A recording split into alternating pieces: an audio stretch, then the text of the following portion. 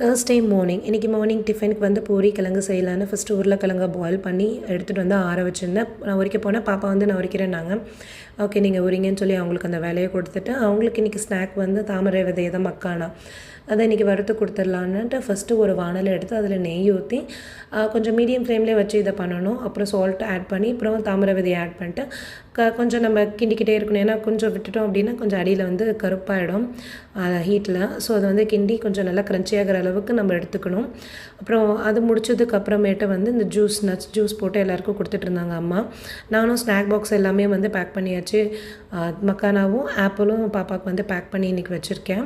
இது எல்லாமே முடிச்சுட்டு பாப்பாவையும் கிளப்பி விட்டாச்சு. எல்லாம் முடிச்சுட்டு பூரி அம்மா வந்து ஆல்மோஸ்ட் போட்டு முடிச்சிட்டாங்க. பூரி போட்டு முடிச்சுட்டு அப்புறம் தம்பிக்கு வந்து பூரி அந்தளவுக்கு விரும்பி சாப்பிட மாட்டான், ஒரு ஹாஃப் மேலே சாப்பிட மாட்டான். அப்படிங்கிறதுனால அவனுக்கு வந்து பொங்கல் வச்சாச்சு. பாப்பாவுக்கும் போட்டு கொடுத்துட்டு அப்புறம் அவங்களும் சாப்பிட்டுட்டு ஸ்கூலுக்கு கிளம்பிட்டாங்க.